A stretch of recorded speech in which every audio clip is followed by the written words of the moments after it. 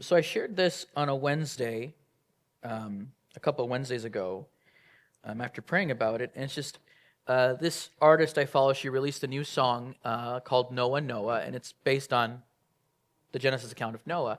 And the majority of the song is just her singing through the Genesis account. But one of the things that really blessed me is, the song's pretty worshipful, but it's also because you can tell she, cracked open a Bible. You can tell she cracked open the Hebrew words and all these things, and she learned some things because in her song, she speaks of some of these things that people don't know or people don't understand about the Genesis account.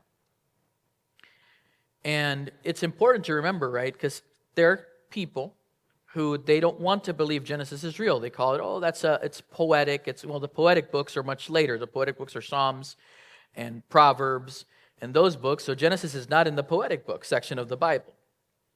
And Jesus himself affirmed the validity of Genesis multiple times, speaking of Adam and how God created Adam and Eve. And so he validated that Genesis was a historical account.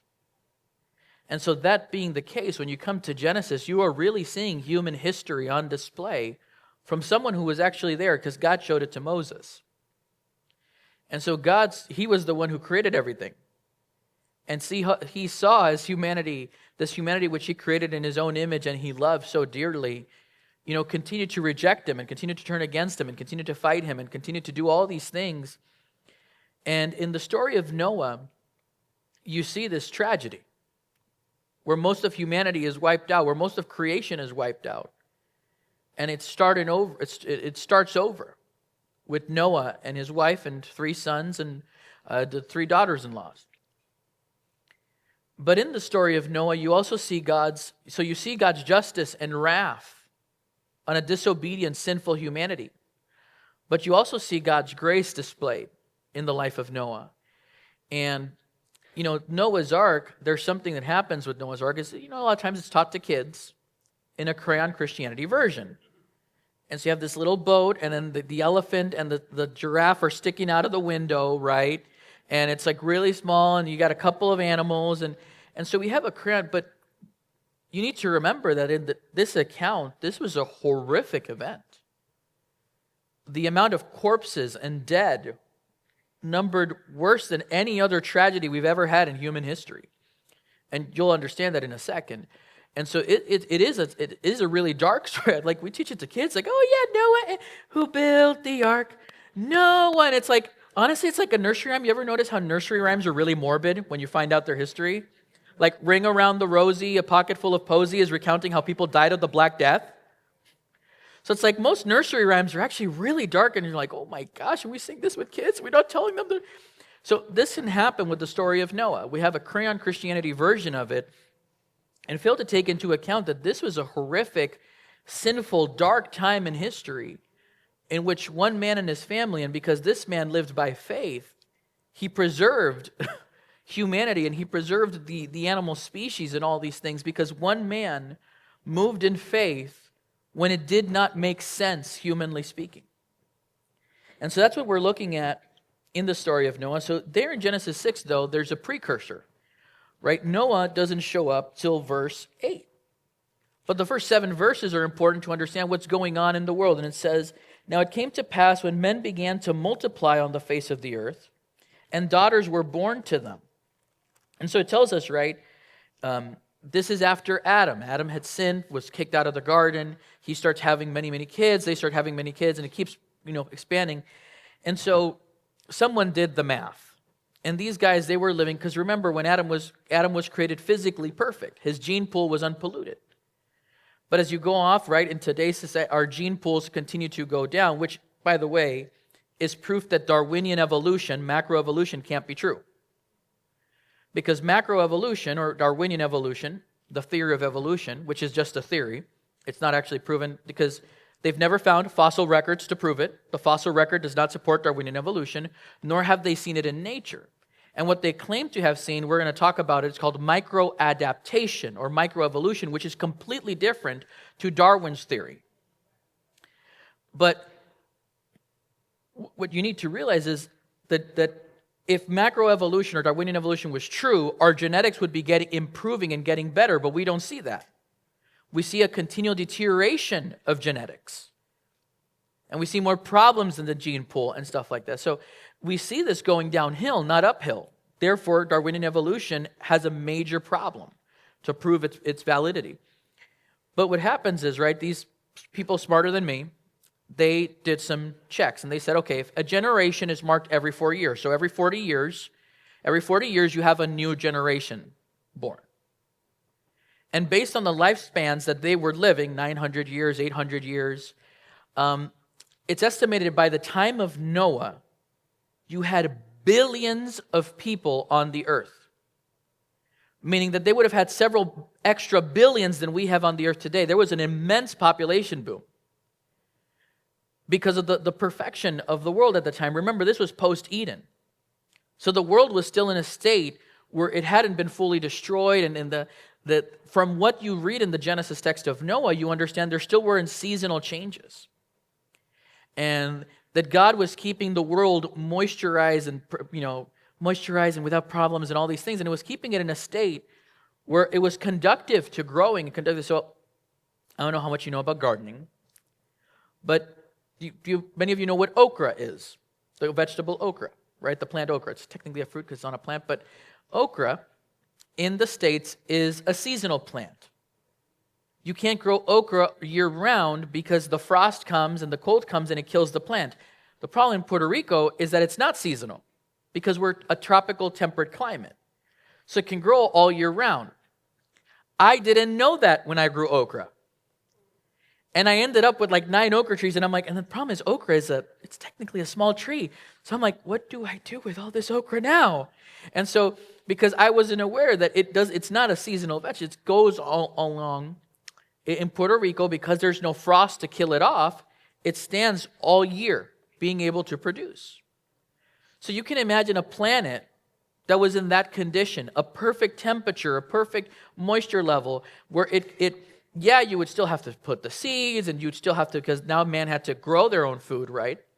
And it was also an agrarian, so that they were living off of the vegetables, the nuts, and the fruits.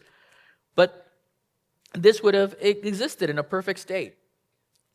And so they would have had a world where it allowed for longer lifespans. It allowed for, because there was protection from the UV. Like God kept the world in a perfect temperature, a perfect climate. And so it was perfect for reproduction, for humanity to have an explosive boon. And then it says in verse 2, notice, as humanity is growing, it says that the sons of God saw the daughters of men, that they were beautiful, and they took wives for themselves of all whom they chose. Now, some people try to say, oh, the sons of God are the godly line of Seth, and the daughters of men were the evil line of Cain, and there's no biblical evidence to back that. You know what the biblical evidence seems to back? If you trace the sons of God, not the son with a capital S singular, that's Jesus. These are sons, plural, small s, of God, and you trace it through the scriptures. The other times it shows up, it's always referring to angels. And then in Revelation, we know that it reveals to us that 1/3 of the angels rebelled and joined Satan, right, and became demons. And so when it says here, the sons of God saw the daughters of men, that they were beautiful and they took wives for themselves, there's demonic sex beginning to occur in the world. This is a time of sexual depravity. Now, why would this happen? Well, remember, what was the promise that God gave to Adam and Eve? That through the seed of the woman, mankind would be saved, it would be restored, and the head of the serpent would be crushed. So what did the demons decide to do? Pollute the gene pool. How did this happen? We don't know. Maybe it was demonic possession, maybe the demons. What is interesting, well, I'm getting ahead of myself, I'll talk about this in a second, but you see that now there's an intermingling between these angelic beings or demonic beings and humanity going on, leading up to the deprivation of the world. And it says in verse 3, and the Lord said, my spirit shall not strive with man forever, for he is indeed flesh, yet his days shall be 120 years. And that means that God has just pronounced that there's 120 years before the flood came upon the earth. It's not that mankind would live up to 120 years, so Moses kind of hints at that too, but in his song, in the Psalms, but it's that in 120 years, God basically proclaimed the calamity of the flood would happen. Then verse 4, there were giants on the earth in those days, and also afterward, when the sons of God came into the daughters of men, and they bore children unto them. Those were the mighty men who were of old, men of renown. So there's this demonic sexual depravity going on where demons are having sex with humans. I'd be like, okay, that's fairy tales. Well, isn't it interesting that in a lot of different mythologies, especially like the Greeks, for example, you have stories of beings like Zeus constantly having sex with humans and coming in different forms to seduce them. And what is born from those unions? The demigods, Achilles and Heracles and Perseus and all these different Greek heroes. So wouldn't it be interesting then if the myths that we have of those ancient times were not divine demigod children, but demi-demonic children, born of this union between angels and humans that was never supposed to happen. And they go, oh, but angels are sexless. No. Jesus never said angels were sexless. He said that they're not given in marriage. That they neither marry nor are given in marriage. He didn't say they were sexless. And so it seems, and C.S. Lewis had an interesting view. He said that every myths carried divine truth. That myths were mankind searching for truth in a way and trying to interpret it in their own manner and in their own image. But that every myth contains hints of truth.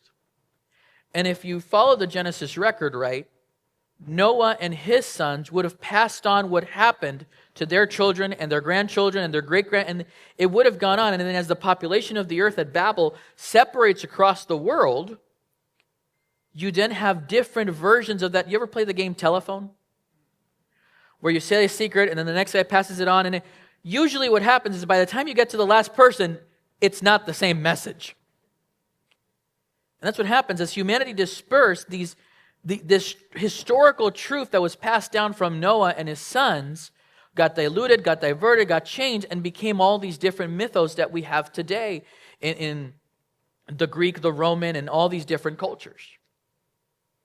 But where did these myths come from?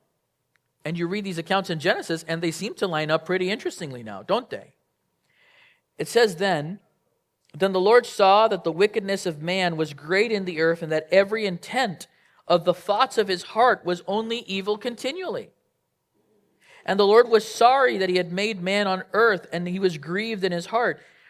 Now, some translation says that he repented of creating. And again, you're trying to explain God to humans. And so the language barrier, there is a language barrier. Right? There's a language barrier between when you're trying to speak Spanish or English, and there's different words, and this word doesn't mean the exact same thing over here. And so when you're trying to explain God to humans, there's a language barrier. And it doesn't mean that God was like changing his mind. It's the idea of God was full of sorrow and grief, seeing what humanity chose.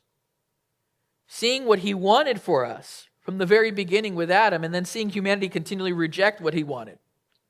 And just the sorrow in his heart. It says, so the Lord said, I will destroy man, whom I have created from the face of the earth, both man and beast, creeping thing and birds of the air, for I am sorry that I have made them.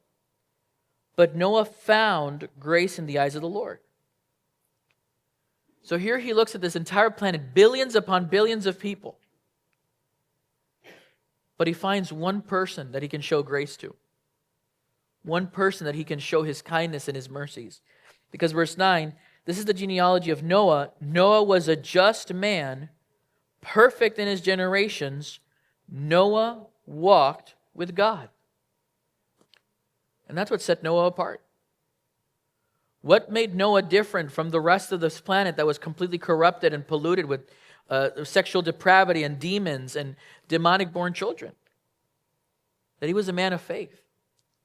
That he had a personal relationship with God. That he actually knew God and wanted to know him. That he heard because if you read the genealogy and you understand the age, Noah probably heard what happened from Adam himself, if you go by the ages, or at least he was definitely alive when Methuselah was alive. So Noah got a pretty close first-hand vision of what happened. And Noah's listening to this. He's understanding it. And this man understood, we got to stay loyal to the God who created us. And he had a relationship. Walking with God was an idea of having a personal relationship with him, of actually knowing him. And also says perfect in his generations meant that in Noah, God found an unpolluted gene pool. In Noah and his family, they hadn't intercrossed with these demons and the sexual depravity of the world. And it's scary to remember that what the prophecies say, what Jesus and all the guys said, right, is that this world, he will return when it's as in the times of Noah. So if you think the world is bad right now, we're not there yet. It's going to get worse.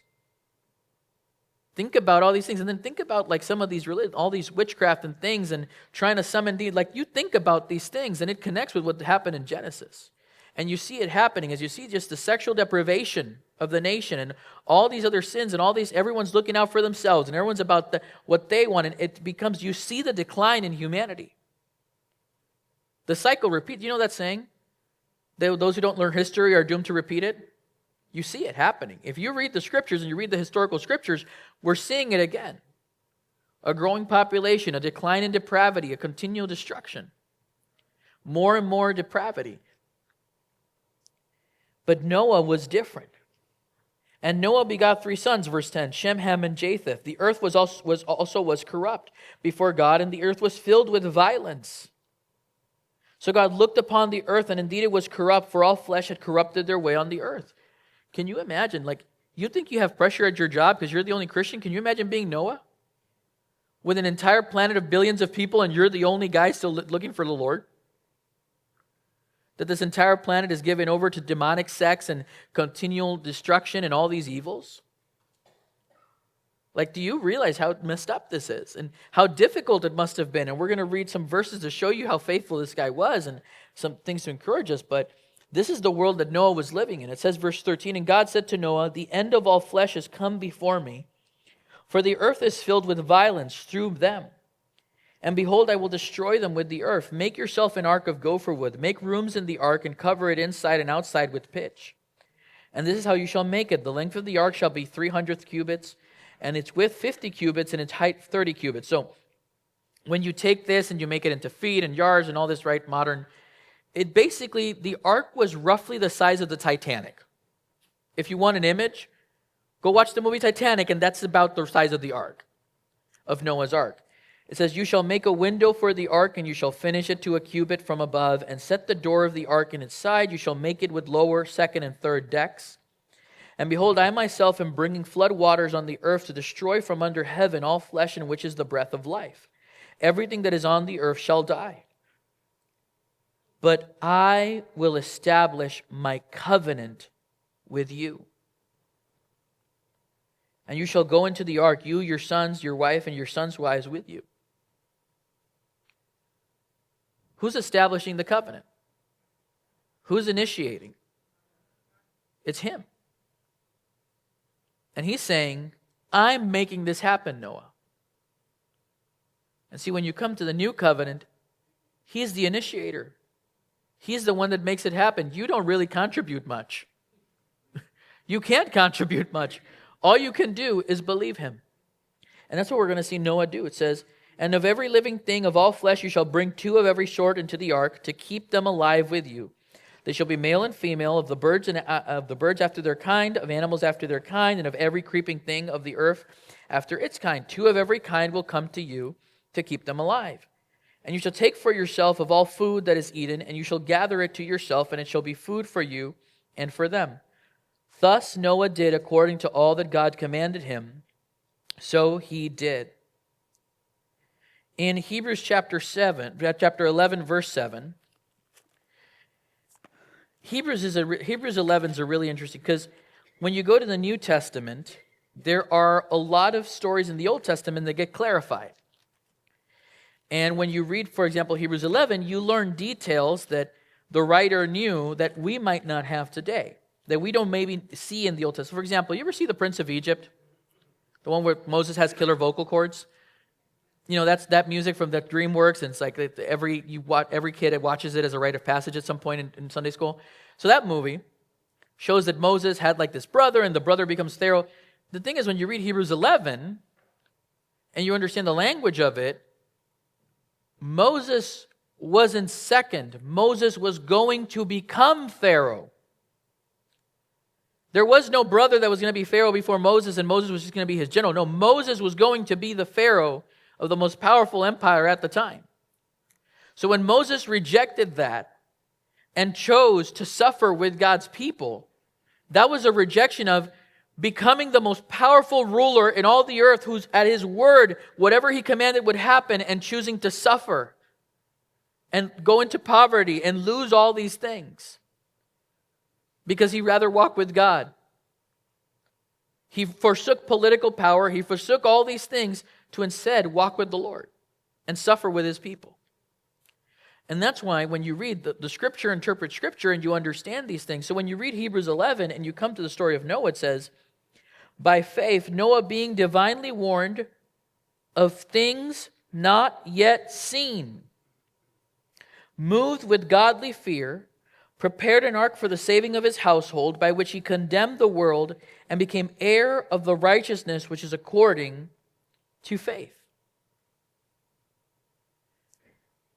You need to remember something. This is Genesis, the beginning of everything.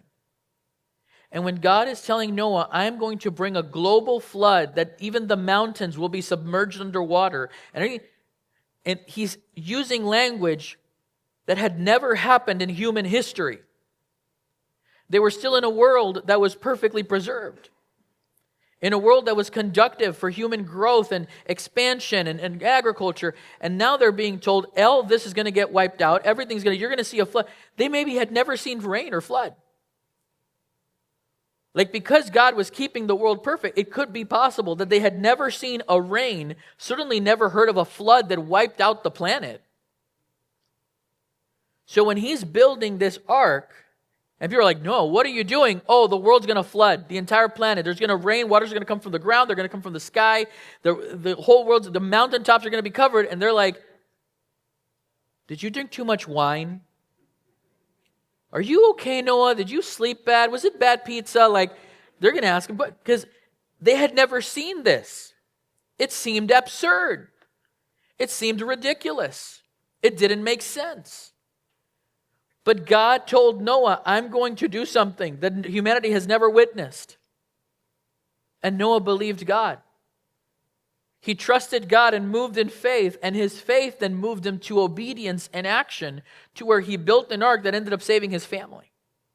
It saved humanity, and it saved all the animals, all the earth animals, because obviously he didn't have to make an aquarium. They were fine. But all the birds, it would have been nice if maybe the mosquitoes got left off, but I guess we needed them. Could have done without the cockroaches too, but anyway. They have their purpose. So here he comes. And just in faith, he believed God. What made him righteous, what made him right with God, was he trusted God. He knew God was saying the truth. And he leaned into it. And isn't that how the new covenant functions? That God has told us that this world is going to receive wrath and judgment. And it will be destroyed, not with water, but through fire.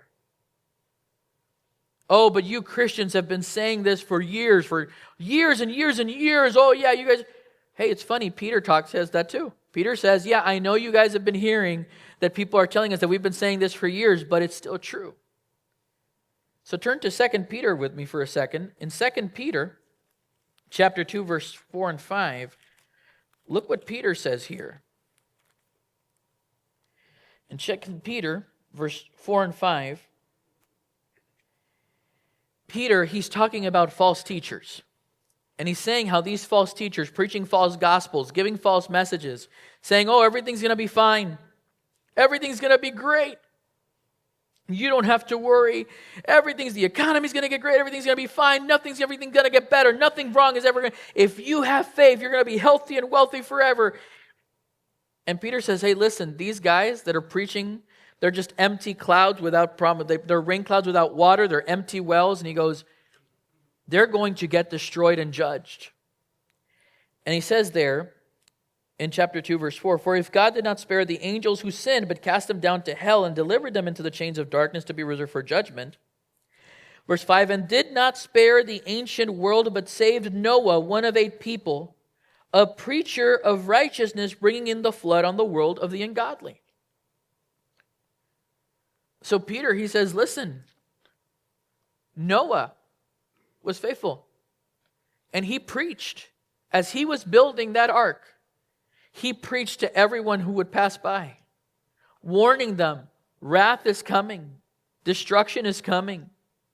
You got to get right with God. You got to turn away from this sexual depravity, these demonic tendencies, this evil and violence and wickedness. You have to go to the Lord. And he preached faithfully about righteousness, about turning to God and walking with Him. And people didn't listen. And you might think, man, it's so hard, and you're going through things. Listen, do you guys know how long Noah preached for? 100 years. Because when you read the Genesis account, which we're going to do in a second, you realize it took him 100 years to build the ark. So for 120 years, this man, he waited for his sons to grow and get married because they needed more people in the ark for continuing to save humanity. But for 120 years, this man faithfully proclaimed that destruction was coming, that God was going to pour out His wrath, but that God had provided a way. That God told them what the way was so that they could be saved, so that they could be rescued, so that they would not be destroyed. That God had made it possible for them to be saved from the wrath that was to flood the earth. They didn't listen. But He didn't stop preaching. And through His preaching, He condemned the world. He told them the truth and they rejected the truth. And now they stood in judgment before. Now the wrath of God was completed. They stood in judgment before God because God warned them and they said, "We don't believe you." And Christians today, we're preaching the same thing. That a destruction is coming but through fire. That wrath is coming upon this world. And that the only way to be saved is to come through Jesus. And if they reject it, it's not your responsibility. Your responsibility is to be faithful like Noah. And to be a preacher of righteousness and preach the gospel, even if they reject it, even if they, whatever, that's between them and the Lord. You just have to tell them the truth. And don't be discouraged. It's not up to you if they believe. You just have to do the best you can and be faithful with what you've been given. And if you think it's rough preaching, imagine. You think it's rough preaching at your job, sharing with your friends and family who don't believe? Imagine being the one guy in a world of billions and they're mocking him. They're joking at him. They think he's crazy, that, this world's going to flood? Yeah, what's a flood? We've never heard of this. You're nuts. For 120 years, He's faithful. And keep that in mind as we continue reading. It says, "Then the Lord said to Noah, 'Come into the ark, you and all your household, because I've seen that you are righteous before me in this generation. You shall take with you 7 each of every clean animal, a male and his female, 2 each of animals that are unclean, a male and a female, also 7 each of the birds of the air, male and female, to keep the species alive on the face of the earth. For after 7 more days I will cause it to rain on the earth 40 days and 40 nights, and I will destroy from the face of the earth all living things that I have made.' And Noah did according to all the Lord commanded. Noah was 600 years old when the floodwaters were on the earth." So for 120 years, this man moved in faith. And you have to think, not only was he moved in faith, not only did he believe God, not only did he keep preaching the truth, he sacrificed financially. He gave can you imagine building a boat the size of the Titanic by yourself and your 3 boys?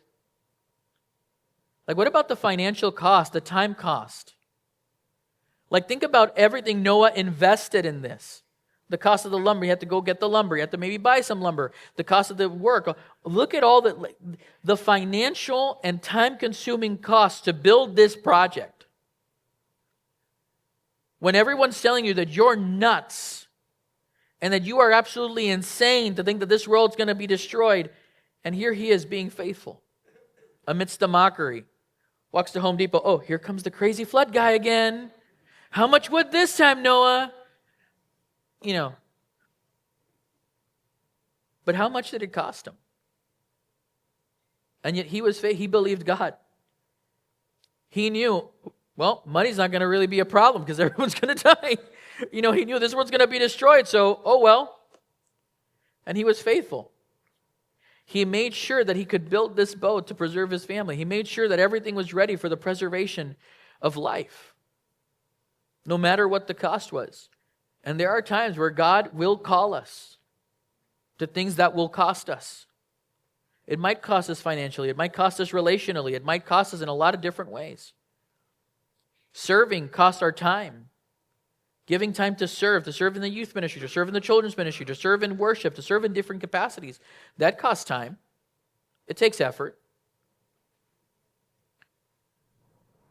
And so really it comes down to, is your obedience and faith in Jesus meaning that you are willing to pay whatever cost, knowing that He's true? And do you believe Him enough to say, well, whatever happens, I trust Him and I know that that what He says is true. So even though this will cost me, I know He's good for it. I know He's better. I know He's more worthy. This is why Paul said in Philippians that he counted all as a loss compared to knowing Christ. That even though he had an education, multiple PhDs, even though he had political power and position and authority, even though he had all these things, he now counted it as rubbish, as dung, as trash, compared to the glories of knowing Christ. Because he knew whatever it cost him in this life did not compare to what he gained in knowing Jesus and having a personal relationship with Him. And is that true for you? Would you be willing to endure a cost even if it meant everybody on the planet thought you were insane? And give in and sacrifice financially, sacrifice of your time, sacrifice all these things for the sake of walking in obedience because you believed Him. And you want to please Him, and you want to do what He says. Because this is what this man did. It says, so Noah with his sons, his wife, and his sons' wives went into the ark because of the waters of the flood, of clean animals, of animals that are unclean, of birds, and of everything that creeps on the earth. 2 by 2 they went into the ark to Noah, male and female, as God had commanded Noah. As it came to pass after 7 days that the waters of the flood were on the earth. And so some people argue, oh, the ark couldn't have held all these animals. First off, the language is important. It says each animal after its kind. That wording is important. Why? Because kind means like a species. So he would have had like the apex, the best thing of each species to bring on the ark. Now again, this goes back to Darwinian evolution versus what we call microevolution or microadaptation. Darwinian evolution says that a fish over millions of years became a dog or became you. Again, we have no record in the fossils of this ever occurring. There's no, this fish grew legs and now this fish grew hair and eventually the fish went bow wow. That's not seen in the fossil record. There's no evidence. You ever see a fish walk out of the water, go woof woof to you? And then become your best friend? No. You've never seen that happen, right, in nature. So now what happens is Darwinian, again, the theory, it's just a theory, is that it's a cross-species evolution. It's one species becomes another. Microevolution or microadaptation, which is the better word, is that this same creature of the same species, a bird, over time developed traits in a region that better suited it. So let's say you take a dog that's used to living in the Antarctic. So what would naturally a dog need to live in freezing cold? Heavy layers of hair. But now you move the dog to Puerto Rico. It's not cold here. Most of the, right? We don't have snow, we don't have ice, we don't have glaciers, right? So over time, the dog begins adapting to the climate here and loses hair and becomes a short-haired dog that is better suited for the climate here. Did it stop being a dog? No. It was still a dog. It was a different variety of dog that adapted to live in this climate, but it was still a dog.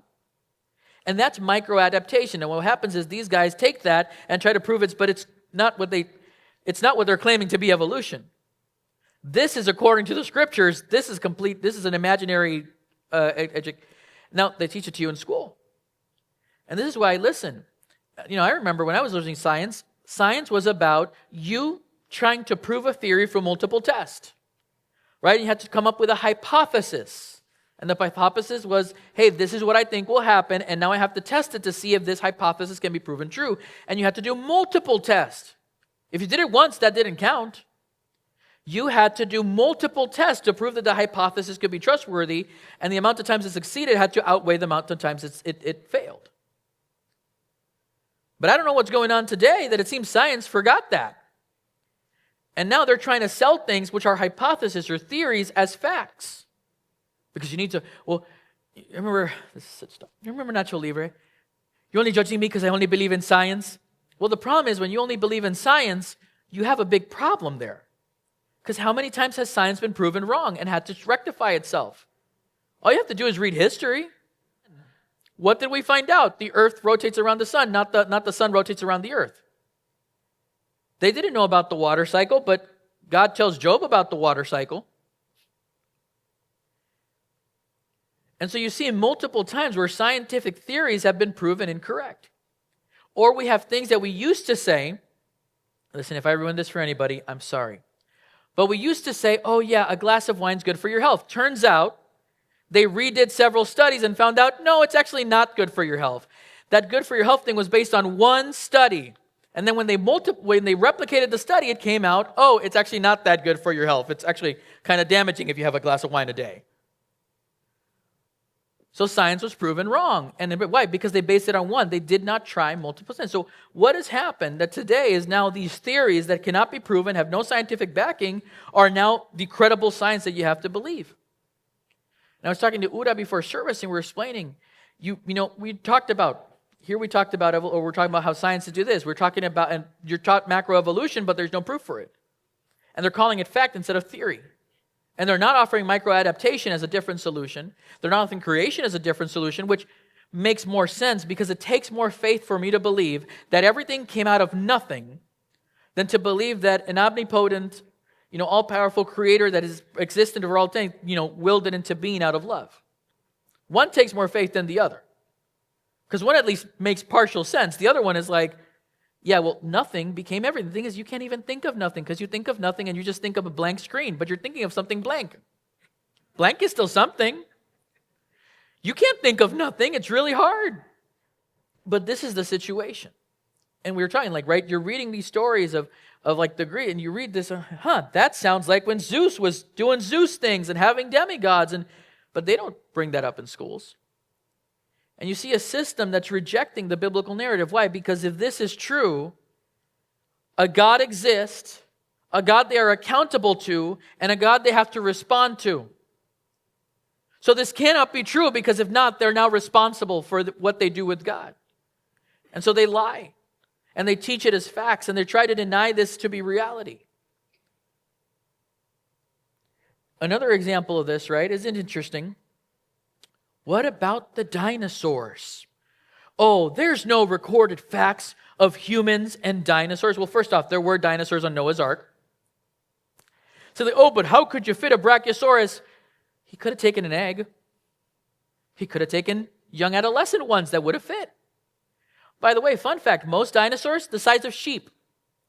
The T-Rex, the Brachiosaurus, they were the odd men out. They weren't the normal size of dinosaurs. Also, interesting fact, that word dinosaur didn't exist until the 1800s. What did we call these things that we were finding before the 1800s? We called them dragons.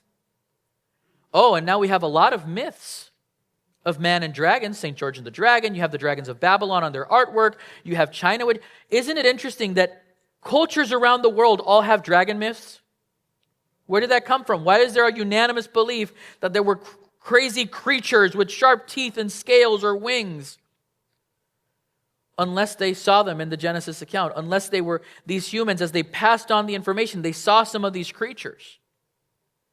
Oh, but why are there dinosaurs today? Well, because with the flood changing the entire scope of the planet, when we get to chapter 9, we'll talk a little bit, I'll explain this a little bit more, but the climate changed. The topography changed, the geography changed, everything changed. And these animals, some of them could not adapt to the new world. Or they got overhunted, or, most of the stories with dragons involve someone trying to kill a dragon. But again, what did C.S. Lewis say? That all myths contain some element of truth. And if you have hundreds of different cultures that from a human perspective should have never connected, all claiming that there's these creatures called dragons, well, certainly there must be some truth to it. And that's because until the 1800s, we called dinosaurs dragons. And if you don't believe me, just research the fact yourself. But this is the reality of Scripture. And the whole millions and millions of years and dinosaurs being before it couldn't work because it would require death before sin. Because if dinosaurs existed before humanity, there had to be death before sin, but death did not enter until Adam ate of the fruit and sinned. There was no death. So here you have a choice. What are you going to believe? Are you going to believe God? Or are you going to believe man and science, who multiple times has been carbon dating, the thing that they most use to say, oh, this fossil is several millions of years. You know, carbon dating has been shown to be one of the most unreliable ways of checking something. Like they proved this by literally they found like a rock in a quarry that someone had just made out of cement, put it on carbon dating, and said, this rock is millions of years old. And they're like, we did that 24 hours ago in a quarry. We made it as concrete. And so this just goes to show you. There's a society that wants to reject God because if this is true, and now they're responsible to respond to Him, a God who does call them and is telling them the truth, and they don't want to hear it. So Noah here, he brings all the animals in. So verse 10, and it came to pass after 7 days that the waters of the flood were on the earth. In the 600 years of Noah's life, in the 2nd month, the 7th day of the month, on that day, all the fountains of the great deep were broken up and windows of heaven were opened.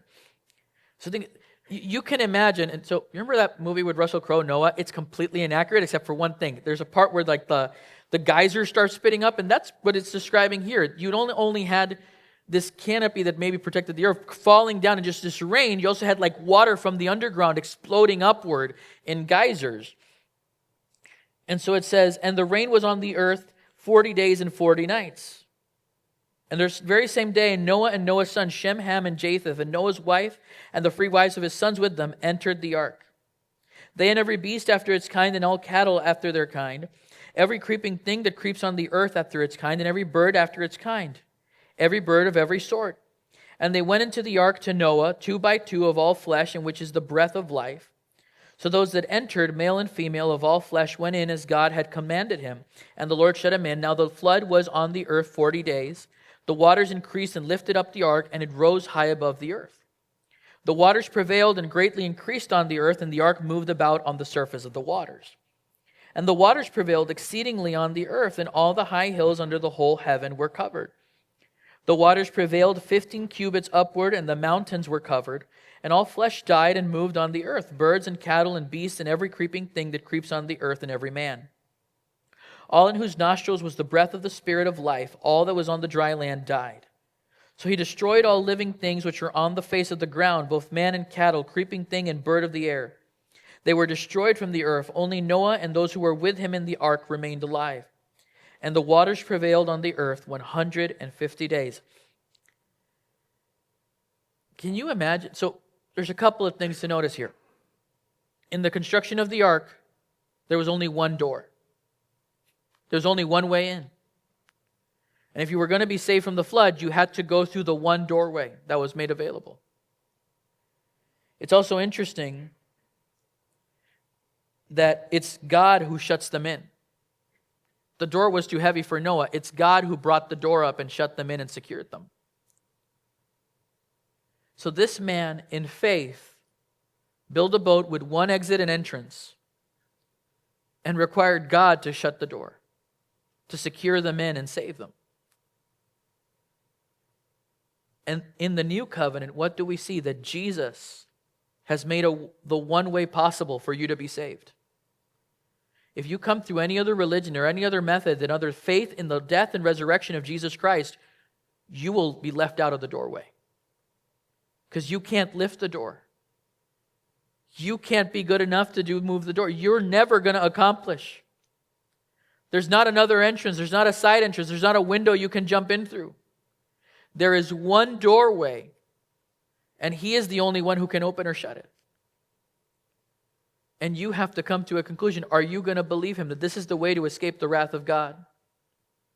That you must come through the one who took on the wrath of God upon Himself. and that he is the only way to life.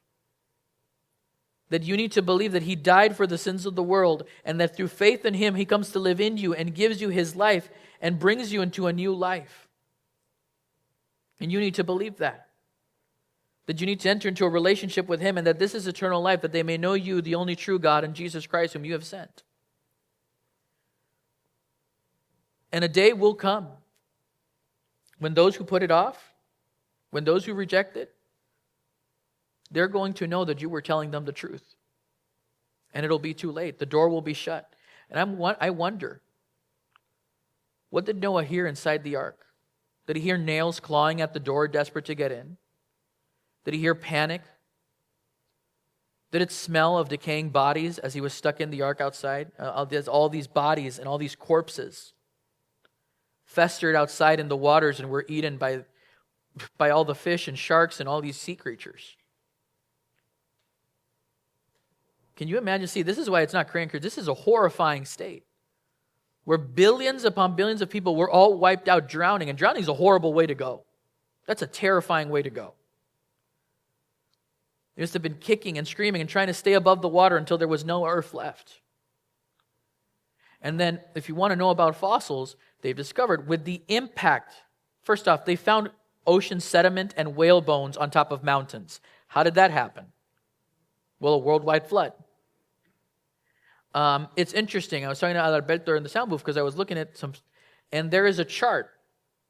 And there's like over a dozen different cultures: India, China, Mesoamerican, Canadian, the Cherokee, all these different cultures, they all have flood myths that have elements of the biblical story. So again, in the same way dragons, all these cultures have dragons, in the same all these cultures have myths of demigods, we have these myths, and they're all very similar, of this one family getting into some object and preserving life and animal life, human life and animal life, amidst a catastrophic event on the whole planet. So why would all these cultures share all these stories unless there's a common denominator? Because Noah passed it on to his children and grandchildren. These people that survived the flood, they passed it on to the generations. And after Babel, when the languages changed and they were dispersed, they took these stories with them, this history, and it warped and it turned into different things, and they spread out through all the earth, and they ended up, and so that's why the Cherokee and the Aztecs and all of them have flood myths. Because the myths contain truth that there was a Noah who built an ark, and by his faith the world was preserved. Humanity was preserved, the animals were preserved, even though the rest of the world. But the catastrophic, the amount of death, we have not experienced a global event that has killed so many people and so much life. And so this is almost like, it's like a nursery rhyme. It's like we paint it to the kids all funny, and then you realize like, oh, this is dark. This is horrifying. This is a nightmare. I wonder if Noah could hear the screams as people were drowning, begging, but it was too late. They rejected him. For 120 years, this man preached the truth to them, and they never listened. They rejected him. They refused to listen to him. But Noah and his family, by faith, they came in through the one door that God told them to set up. And then God shut them in and preserved them and all the animal life there. It says in chapter 8, verse 1, then God remembered Noah, and it rained for about 150 days. So the world was completely flooded. The mountaintops were completely taken over. Chapter 8, then God remembered Noah and every living thing and all the animals that were with him in the ark. And God made a wind to pass over the earth, and the water subsided. The fountains of the deep and the windows of heaven were also stopped, and the rain from heaven was restrained. And the waters receded continually from the earth. At the end of the 150 days, the waters decreased. Then the ark rested in the 7th month and the 17th day of the month on the mountains of Ararat. And the waters decreased continually until the 10th month. In the 10th month, on the 1st day of the month, the tops of the mountains were seen. So it came to pass at the end of the 40 days that Noah opened the window of the ark which he had made. Then he sent out a raven which kept going to and fro until the waters had dried up from the earth. So the raven never came back. Now, this is significant if you realize what a raven is. It's a scavenger bird. So why didn't it come back? Because it was eating good on all the corpses. Again, kid story, not so much. But ravens they're scavengers. In fact, ravens are incredibly intelligent creatures. You know they remember a face for like 17 years? So if you mess with a raven, he's going to hold a vendetta against you for 17 years. So in other words, why does this raven keep attacking me? It knows you did something. But ravens also, did you know they've domesticated wolves? Ravens will go to wolf pups and play with wolf pups to basically create a symbiosis to where they'll tell the wolf, hey, can you kill this thing? And then after the wolf kills and eats, then the raven comes and eats. Like they have this great, ravens are incredibly smart, but they're carrion feeders. So with all the floating corpses, it was buffet time. That's why the raven didn't come back. Again, kind of morbid. But then he says he also sent out from himself a dove to see if the waters had receded from the face of the ground. Doves are not scavengers. And so the dove returned because it couldn't find suitable land. And so the dove was a much better registry of, is it good out there? Because the raven is having a feast. The dove's like, hey, there's nothing for me to eat. There's no land for me to build a nest. There's nothing here. But the dove found no resting place for the sole of her foot, and she returned into the ark to him, for the waters were on the face of the whole earth. So he put his hand and took her, and drew her into the ark to himself, and he waited yet another 7 days, and again he sent the dove out from the ark. Then a dove came to him in the evening, and behold, a freshly plucked olive leaf was in her mouth. And Noah knew that the waters had receded from the earth. That meant that vegetation was once again growing on the world. Vegetation was once again growing on the land and the planet. And it said, so he waited yet another 7 days and sent out from the dove, which he did not return again to him no more. That meant that the dove had finally found food and respite on the earth that it had recovered. And it came to pass in the 601st year, in the first month, in the first day of the month, that the waters were dried up from the earth, and Noah removed the covering of the ark and looked, and indeed the surface of the ground was dry. So Noah was in the ark for about a year. A whole year, just you, your kids, and a bunch of animals. You must have brought a lot of board games, I would hope. But anyway, it's a joke. And the second month, on the 27th day of the month, the earth was dried. Then God spoke to Noah, saying, go out of the ark, you and your wife and your sons' wives with you. Bring out with you every living thing of all flesh that is with you, birds and cattle and every creeping thing that creeps on the earth, so that they may abound on the earth and be fruitful and multiply on the earth. So Noah went out, his sons and his wife's sons' wives, and his sons' wives with him, every animal, every creeping thing, every bird, and whatever creeps on the earth, according to their families, went out of the ark. Then Noah built an altar to the Lord, and took of every clean animal and of every clean bird, and offered burnt offerings on the altar. And the Lord smelled a soothing aroma. Then the Lord said in his heart, I will never again curse the ground for man's sake, although the imagination of man's heart is evil from his youth. Nor will I again destroy every living thing as I have done. God knows our state. God knows that even our imagination is corrupt. We have corrupted imaginations. And I'll get back to that in a second. It says, while the earth remains, seed time and harvest, cold and heat, winter and summer, and day and night shall not cease. So not only does he promise not to judge the earth through water, seasons are now created. Times and climates are now created. The earth is now not one united climate. It's now seasonal. It has different climates and different... And the planet we know now would have been a little bit closer to what Noah would have seen. But the planet that Noah lived in before the flood was gone. So I think it's Peter who says that there was a baptism in the waters, and this new earth comes about. This new earth with a different geography. Everything's changed. Everything that we knew was destroyed. And here is Noah we're starting from zero. They just had all the knowledge that they had, all the things that they remembered, that's all that was left. And you see this, then, that there's a new planet, new climates, new seasons, new everything. And so it says, chapter 9, so God blessed Noah and his sons and said to them, be fruitful and multiply and fill the earth. And the fear of you and the dread of you shall be on every beast of the earth, on every bird of the air, on all that move on the earth, and on all that fish of the sea. They are given into your hand. Every moving thing that lives shall be food to you. I have given you all things, even as the green herbs. And so at this point, God declares, Noah, now you're going to eat meat. Thank you, Jesus. But so now they would eat plants and stuff, and now God's saying, no, now you're going to eat meat too. You're going to add and so there was a fear of the animals. He placed a fear on the animals. That's why you say, oh, it's more scared of you. Technically, yeah, and that fear that the animal has is because it's God-given. Because if the horse realized that one of its kick would meant that you would never ride it again, that'd be a problem for you. So God puts a fear of humanity to remind, because this is a fallen world, To remind nature, just remember, I put them in charge. So there could be, still dominion of man over humanity. And now that they would eat on animals too. It says, but you shall not eat flesh with its life, that is its blood.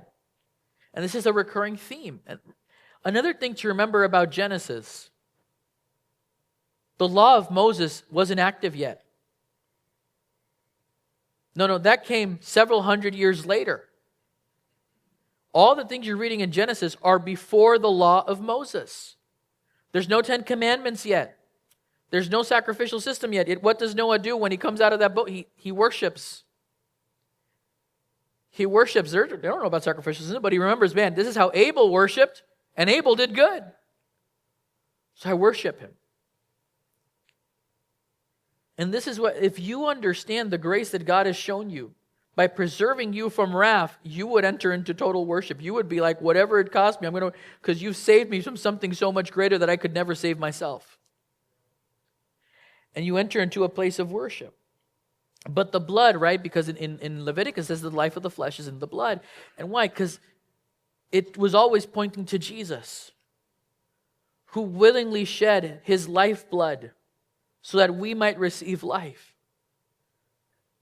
So that when his blood, when it was shed at the cross and hit the ground, you and I were given the opportunity to receive his life through his death and resurrection. And there was so much emphasis in the blood because there had to be an understanding that blood was precious, that blood was important, that life is through the blood. So that it could point to the one who would willingly, through his own body and blood, build an ark that we might be saved by coming through his way. Through him. Jesus, who was a builder, a carpenter, made his own body the way from which, through his blood, for us to be able to enter and be saved from the wrath of God and be preserved and receive life. And that's why he's the only way. This is all, ultimately, everything you see always will point to the same one, to the only one in whom you have to believe and trust. And you have to trust him. It says, surely for your lifeblood I will demand a reckoning. From the hand of every beast I will require it, and from the hand of man, from the hand of every man's brother I will require the life of man. Whoever sheds man's blood, by man his blood shall be shed, for in the image of God he made man. And as for you, be fruitful and multiply, bring forth abundantly in the earth and multiply in it. Humanity is starting anew. Society is starting anew. And what does God create as one of the first cornerstones of a government that Noah was going to build? Capital punishment. That's capital punishment, what he's saying. That if you kill someone and it's proven you killed them unjustly, it wasn't self-defense, then you deserve capital punishment. Whatever that means for you, I'll leave that, but that's just something there in the scriptures. And again, this is before the law of Moses.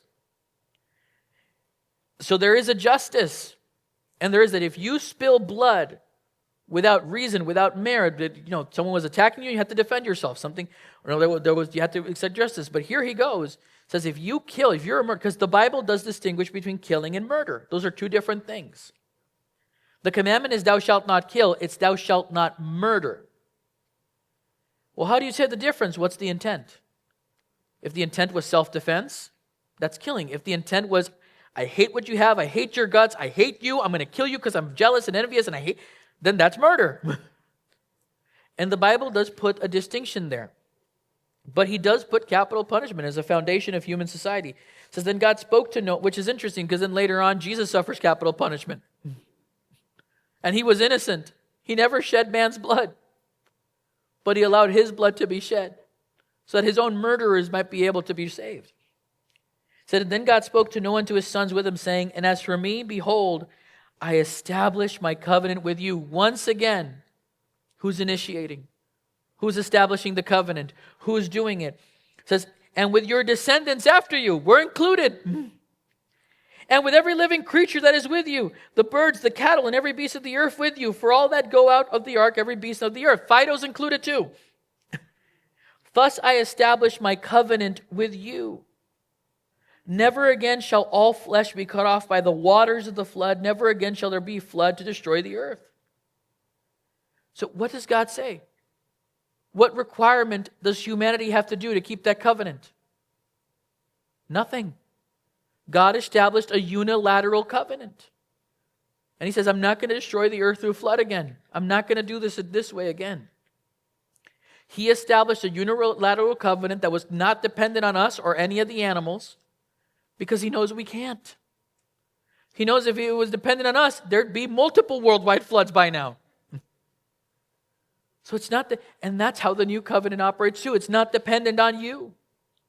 It's dependent on you believing that Jesus died for your sins and has risen again to offer you life, and that through his grace you can enter into the doorway that will preserve you from the wrath that is to come and bring you into life. And God said, this is the sign of the covenant which I make between me and you and every living creature that is with you for perpetual generations. I set my rainbow in the cloud, and it shall be for a sign of the covenant between me and the earth. This is the first rainbow ever recorded in history. I mean, have you looked at rainbows? They're beautiful. And for the first time in history, Noah looked and saw this incredible thing of colors in the sky. This is the first rainbow ever created. And God's saying, this is the sign that when you see the rainbow, it's the reminder of me that I will not destroy this world through the wrath of water. And he says, it shall be when I bring a cloud over the earth that the rainbow shall be seen in the cloud, and I will remember my covenant which is between me and you and every living creature of all flesh. The water shall never again become a flood to destroy all flesh. Verse 16, the rainbow shall be in the cloud, and I will look on it to remember the everlasting covenant between God and every living creature of all flesh that is on the earth. And God said to Noah, this is the sign of the covenant which I have established between me and all the flesh that is on the earth. Remember I mentioned that I studied this because of a song? Well, this girl studied about rainbows. And it's interesting here, the Hebrew language did not have a word for rainbow. It had never existed. They didn't have a word for rainbow. So they used the word kesed. And so kesed. And so here you go. And that word is, which it doesn't mean rainbow, it means hunting or war bow, of bow and arrow. And that's significant because there's several things that you can understand from that. In ancient cultures, when you went to war with a king, they would have a bow on the wall and they would take up the bow and arrow, and it was a declaration of war that they would shoot you with arrows until you died. But when peace was declared between the kingdoms, they would take that bow and hang it up on the wall again. And that was a declaration that peace had been achieved. So when God is saying, I set my rainbow in the clouds, it's God taking this bow of war and setting it up on his wall, declaring, I've declared peace.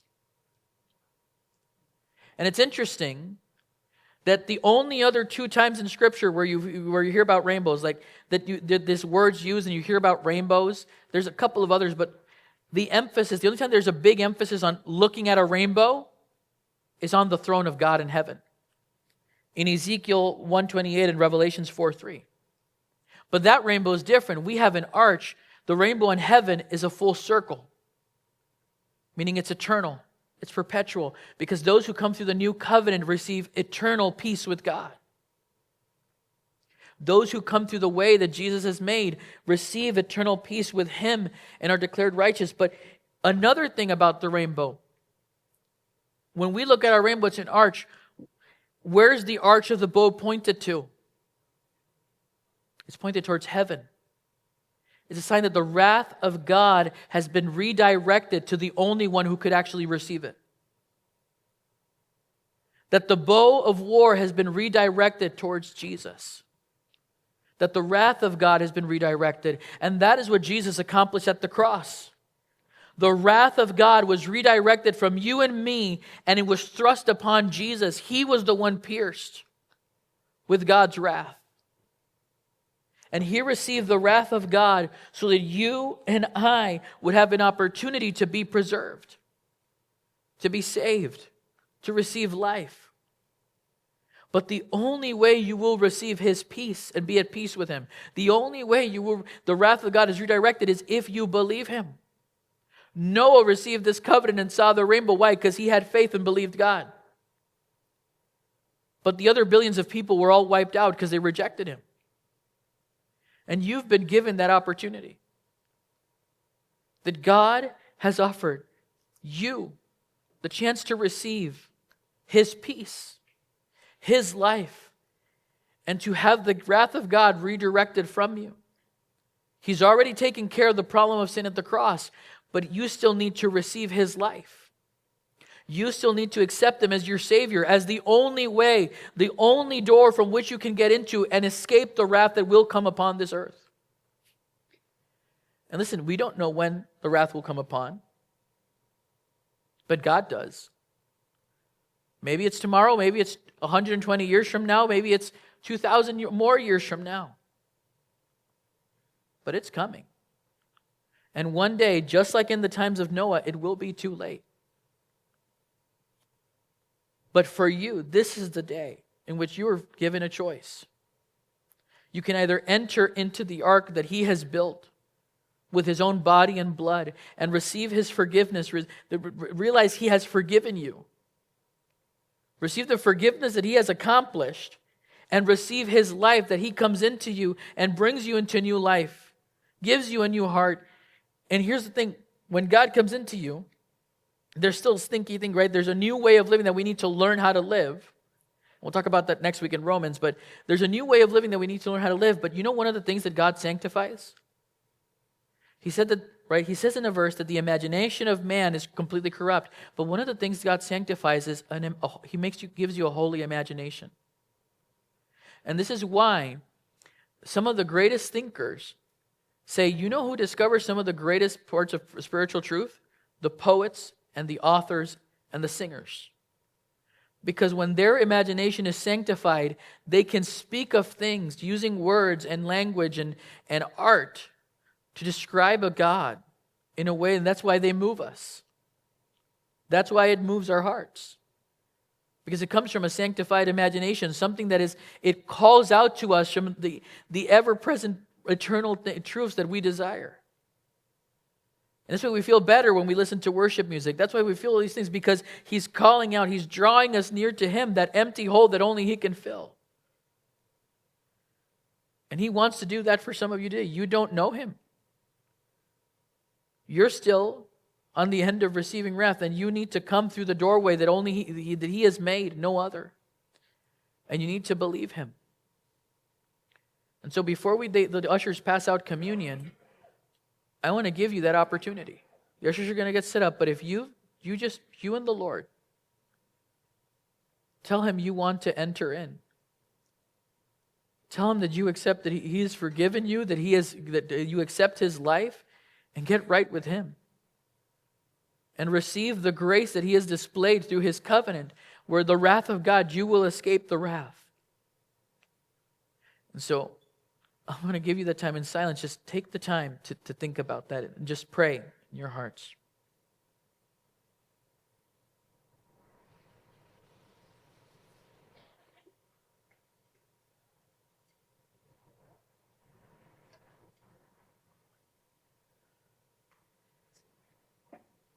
And Lord, we just pray for anybody here today, Lord, that is crying out to you, that is choosing to come in through the door, Lord. And maybe some of us have come, but we just needed a reminder of how gracious you are and how you've declared peace and goodness and kindness to us, and how we've entered into this new covenant where you've freed us and forgiven us and brought us to life with you. So we thank you, God. Help us to enter into a place of worship, Lord, where we exalt you above everything. Help us to be like Noah, preaching righteousness, preaching the gospel, sharing your truth unashamedly, no matter what comes, and help us to endure the cost that might come with it. Lord, bless anybody here today that they're just seeking you, they want to know you, and they've come through the doorway. That you would strengthen them and guide them and speak to them.